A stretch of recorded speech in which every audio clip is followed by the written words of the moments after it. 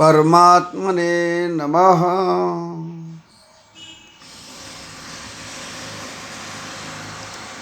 परात्पर परमात्मा को कोटशाह नमन करते हुए सभी धर्म प्रेमियों से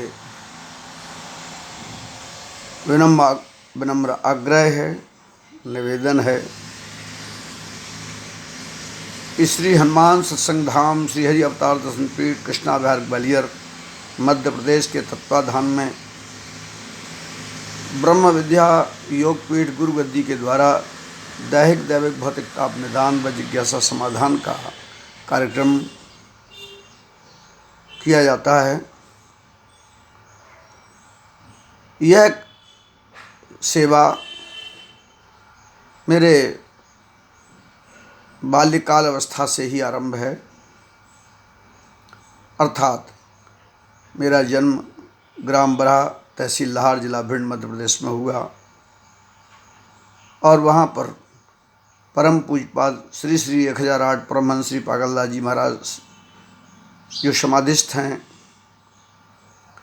उनकी कृपा और श्री हनुमान जी की कृपा से यह सब कृपा साध्य ऐसी स्थिति जिसके माध्यम से दैहिक दैविक भौतिक ताप निदान का और जिज्ञासा समाधान का लाभ का अनुभव भक्तों ने किया और उसी की परंपरा से, उसी के आकर्षण से मेरी जन्मभूमि पर ही मेरा शिक्षा काल था।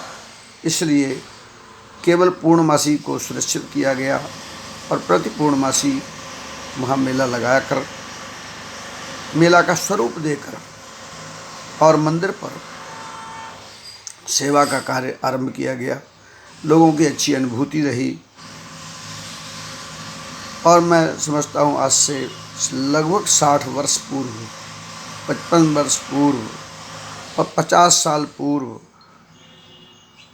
के वे सभी लोग इसके लिए सिद्धहस्त हैं, अनुभूति प्रयोग वाले लोग हैं। कालांतर में वहाँ पर 1985 में श्री हनुमंत निवास का निर्माण कराया गया, जो मेरे पूर्वजों का पूर्व से स्थान श्री श्री 1008 श्री हिंगोटा वाले महाराज, हमारे पूर्वजों का वह स्थान। वास्तव में हम लोग वाराणसी के निवासी काशी पीठाधीश्वर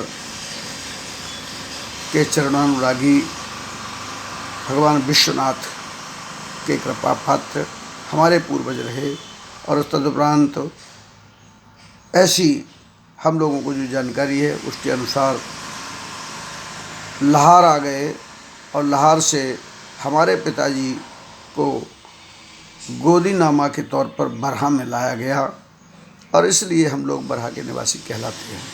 वास्तव में हम लोग इस प्रकार से अपने निवास की एक श्रृंखला बनाए हुए हैं। आज ग्वालियर में हम लोग निवास कर रहे हैं, लेकिन बरहा के भी निवासी ही हैं।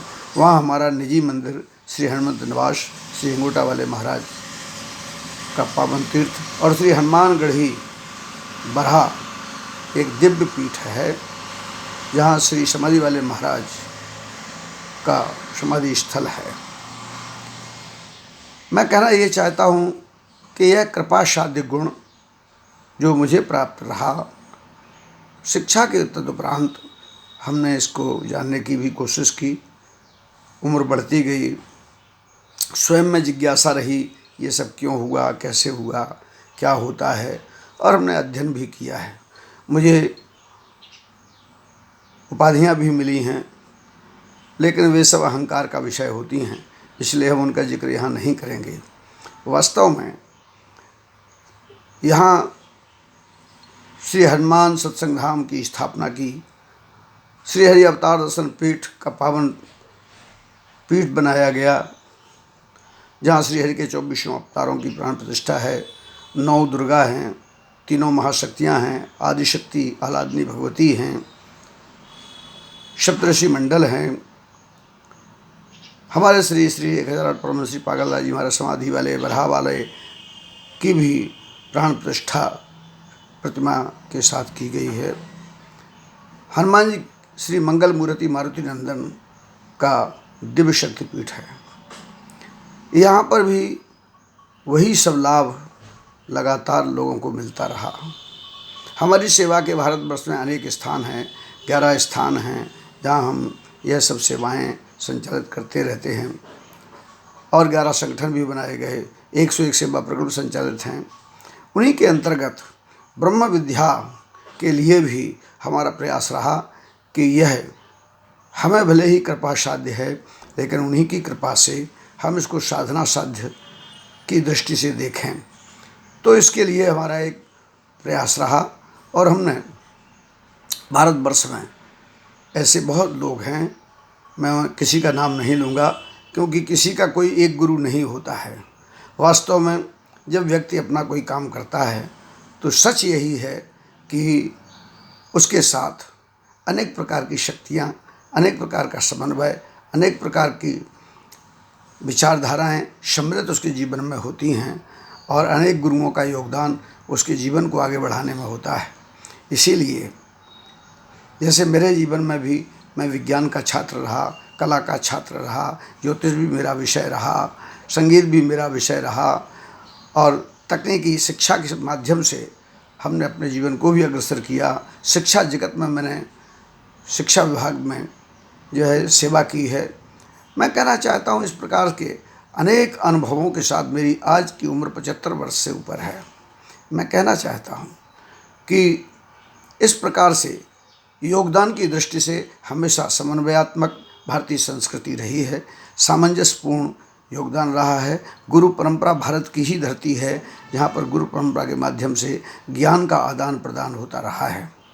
इसीलिए माता गुरु और उससे भी पहले अनंत काल से जो सच्चा गुरु तो वह है ज्ञान, क्योंकि ज्ञान कभी भी शरीर में तब होगा जब आत्मा होगी, ब्रह्म होगा। अगर आत्मा और ब्रह्म नहीं है तो कोई गुरु कुछ नहीं कर सकता, मुर्दे को कोई नहीं सिखा सकता। संस्कार तो मिट्टी में भी आते हैं, इसीलिए जाति परंपरा पर भरोसा करते हैं लोग कि एक मिट्टी भी जो है वो मिट्टी में भी कर्म संस्कार पैदा हो जाते हैं। इसलिए निरंतर जो एक ही प्रकार के कर्म को करते रहे तो उनकी एक जाति व्यवस्था के गुण भी, धर्म भी उनके भीतर आ जाता रहा है। मैं कहना चाहता हूँ इस प्रकार से मैं अपने आप को एक गुरु तो केवल मैं चूँकि टीचर था, शिक्षक था, इसलिए लोग मुझसे गुरु भी कहने लगे। हमारे गांव में संतोष महाराज किया कहा करते थे, संतोष गुरु जी कहने लगे। ये सब उपाधियां हैं। मैं ये कहना चाहता हूँ कि इस प्रकार से भारतवर्ष में इस ज्ञान के प्रचार के लिए हमने प्रयास किया कि हम ब्रह्म विद्या विश्वविद्यालय की स्थापना करें और इस ब्राह्मणों का, हमारे ऋषियों मुनियों की धरोहर का ये हमें जो ज्ञान किसी तरीके से अनुभूति में आया और हमारा अनुभव सर्वा सर्वण जानाति, सभी सब नहीं जानते, मैं भी अल्पज्ञ ही हूँ। इसलिए मैं ये मानता हूँ कि किंतु आदान प्रदान तो जड़ से चेतन में और चेतन से जड़ में होता भी है। इसीलिए यह संसार परिवर्तनशील है। इसी कारण से मैंने भारतवर्ष में ऐसे अनेक साथी हैं हमारे जिनको इस ज्ञान को अग्रसर करके हमने प्रयास किया है और ब्रह्म विद्या योगपीठ गुरु गद्दी का यह ब्रह्म ज्ञान, यह ईश्वरीय ज्ञान, यह शाश्वत ज्ञान देने का प्रयास किया और वे आज गद्दियाँ लगा रहे हैं। लेकिन मेरा निवेदन है कि लोग हमारे पास तमाम हमारे लोगों को लेकर आते हैं कि हमें भी सिखा दो, कोई कहता मुझे भी सिखा दो, मुझे भी सिखा दो, इनको भी सिखा दो, सिफारिश करवाते हैं। ये कोई दुकान नहीं है कि हम सबको चीज़ें दे सकते हों। हाँ, साधना करिए। मैंने जो प्रयास दूसरे लोगों को किया है और मैंने भी जो प्रयास किया है उससे अग्रसर हो रहा हूँ। जीवन को आगे बढ़ाने में इन सब चीज़ों का अपना महत्व होता है। मैं फिर कहना चाहता हूँ, इसीलिए मैं पुनः एक बार यह कहना चाहता हूँ कि बहुत सारे लोग हमारे अनेक साथियों से सिफारिश लगवाते हैं, गुरु जी से कह दो कि हमें भी सिखा दें पर्ची लिखना। गुरु जी से कह दो, उन्होंने बहुत सारे लोगों को, भारतवर्ष में ऐसे अनेक लोग हैं, अनेक सरकार के नाम से जाने जाते हैं, कोई किसी के नाम से जाने जाते हैं, उनको सिखाया है, इनको सिखाया है, ऐसे उदाहरण देते हैं। लेकिन मैं कहना चाहता हूँ, मैंने किसी को नहीं सिखाया, क्योंकि सारे ज्ञान स्वयं की साधना और उपासना से ही होते हैं। एक शिक्षक बहुत कुछ पढ़ाता है, लेकिन सारे जो है लोगों को एक जैसा ज्ञान नहीं होता। एक डॉक्टर सबको जो है इलाज करना चाहता है, विशेषज्ञ भी है वो, लेकिन वो सबको ठीक नहीं कर पाता। जो है मैं कहना ये चाहता हूँ, स्वयं की पात्रता ही इसमें काम करती है। स्वयं की साधना उपासना का बड़ा भारी महत्व है। हाँ, एक योगदान रहता है, एक प्रक्रिया होती है, एक रास्ता होता है जिससे बताया जा सकता है, और उसके माध्यम से लोग कुछ हमारे ऊपर भी एक जो है दबाव बनाते हैं ज़बरदस्ती, या हमारे लोगों पर दबाव बनाते हैं और हमसे कहलवाते हैं। मैं कहना चाहता हूँ, आप ऐसा क्यों करते हो? आप साधना करिए, उपासना करिए, और अगर मार्गदर्शन लेना है तो मार्गदर्शन लीजिए। मैंने हमेशा त्याग और जो है सनातन धर्म के मार्ग पर चलने की कोशिश के साथ साथ अपने को अग्रसर किया है। कभी धर्म को व्यवसाय नहीं बनाया। धर्म का व्यवसायीकरण रोकना मेरा जीवन से लक्ष्य रहा है। इसीलिए सदैव ही मेरी कार्यशैली में कभी भी न चंदा किया गया है, न रसीद आज तक जो है काटी गई कभी किसी की, न किसी से पूजा के नाम से, न किसी के पाठ के नाम से, किसी नाम से धन का संचय करने की प्रवृत्ति नहीं है। दान हमारे धर्म का विषय होता है, दान में आया है, और उसी से ये तमाम संगठन तो ये काम कर रहे हैं, तमाम सेवा प्रकल्प संचालित हैं। ईश्वर सब कुछ करता है। अगर ईश्वर शक्ति में भरोसा करिए, ये बड़ा कठिन विषय भी है।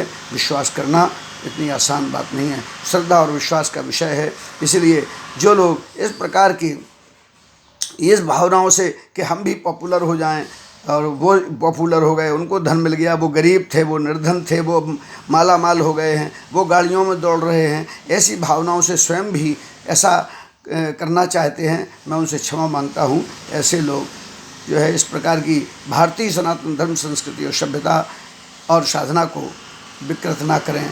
मैं पुनः आप सबसे आग्रह करता हूँ कि साधना और उपासना के मार्ग से मैं जो है सबके साथ हूँ, लेकिन पर्ची लिख जाए, पर्ची, मैंने तो पर्ची लिखना ही बंद कर दिया।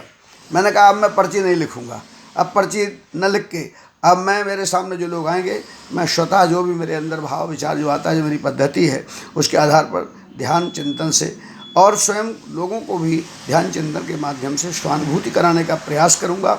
और स्वयं भी जो भी मेरे प्रयास से आएगा, बिना कुछ लिखा पढ़े, सीधी बात स्वयं बताने की प्रयास करने की पद्धति मेरी रहेगी, जिसमें ये नहीं होगा कि चिट्ठी में फिर लिख लिया, पर्ची में बाद में लिख लिया, भलब्दा ब्लैंक्स भर लिए, कुछ टेक्निक कर ली, कुछ छिपा लिया। ये सब कुछ सारे भ्रम जो लोगों के हैं वो भी दूर होंगे, क्योंकि सीधी पहले हम बताएंगे कि आप क्यों आए हो, तो निश्चित रूप से सनातन धर्म पर विश्वास होगा।